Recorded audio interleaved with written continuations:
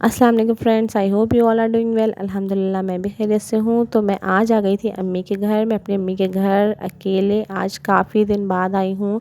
जब से ज़ारा अली छोटे थे तो मैं अकेले बिल्कुल नहीं निकलती थी। तो अब ये लोग ज़रा थोड़े बड़े हो गए हैं तो आज मैंने अपनी राइड बुक की और बस मैंने अपने सब बच्चों को लेके मैं आ गई थी, क्योंकि बार बार हस्बैंड को तंग करना, उनसे बार बार कहना कि हमें छोड़ आएँ फिर अब हमें ले आएँ, तो अच्छा नहीं लगता। तो फिर मैं आज ही जो है ना बच्चों को लेके और ख़ुद ही आ गई थी और अल्हम्दुलिल्लाह अल्लाह ताला ने हमें खैर के साथ पहुंचा भी दिया।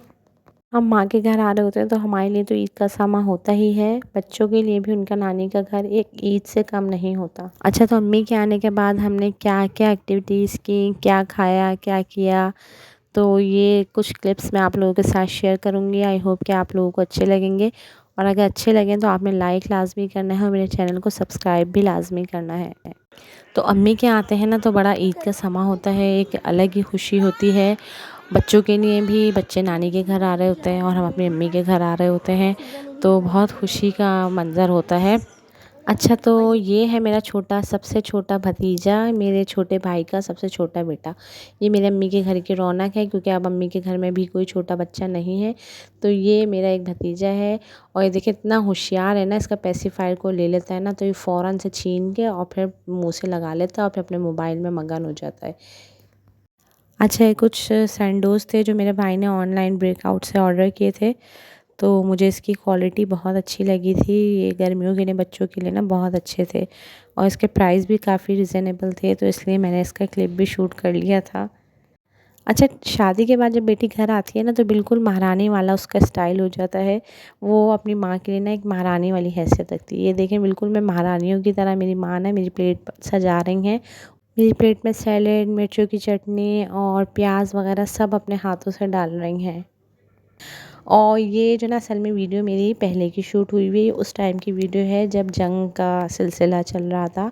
जंग के जो है ना बस अलार्म बज रहे थे कि कभी भी जंग हो सकती है, तो बच्चे जो है नाना के गिर्द बैठ गए थे और हम भी जो है ना अपने अब्बू के पास बैठ गए थे। आज तक हमने कभी अब्बू से सवाल नहीं किया था कि अब्बू हमें बताएं जंग हुई थी 1971 की या 65 की, तो उस वक्त क्या हुआ था। लेकिन अब पता है इतना खौफ आ रहा था जंग से कि हम ना अब्बू के गिर्द बैठ के सब पूछने लगे थे कि बताएं कि उस वक्त क्या हालात थे, किस तरह से हमने अपनी सेफ्टी की थी।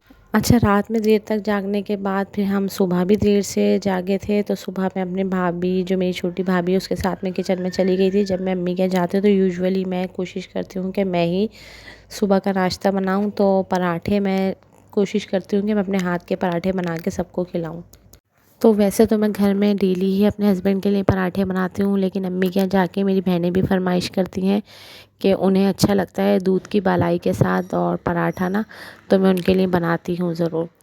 सुबह नाश्ता देर से करने की वजह से दोपहर के खाने का किसी का भी इरादा नहीं था, तो फिर मैंने फ़ालसे का शरबत बना लिया था। मैंने रात में भी बनाया था तो बहुत अच्छा लगा था सबको, तो फिर इन लोगों ने डिमांड की तो फिर मैंने दोपहर में और ज़्यादा बना लिया था ना शरबत।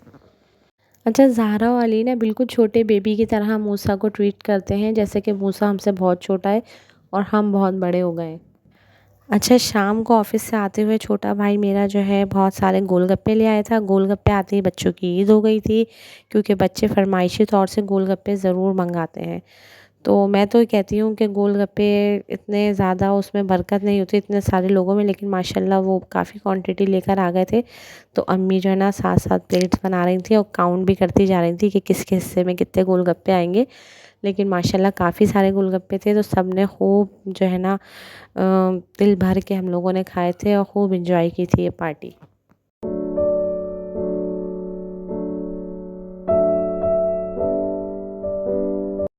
चाय और उसकी मिठास के साथ इस शाम का भी इख्तिताम हो गया था। अगले दिन हमें घर आना था, तो बच्चे इसी तरह नाना और नानों के साथ बैठ के बातें कर रहे थे और हम उस लम्हात को एंजॉय कर रहे थे। अल्लाह ताला ये खुशियों के पल हमेशा बरकरार रखे और मेरे माँ बाप को और जिनके माँ बाप हयात हैं उन सबको सेहत और सलामती नसीब फरमाए। अगर आपको मेरी वीडियो पसंद आई है तो इसको लाज़मी लाइक और मेरे चैनल को सब्सक्राइब कीजिएगा।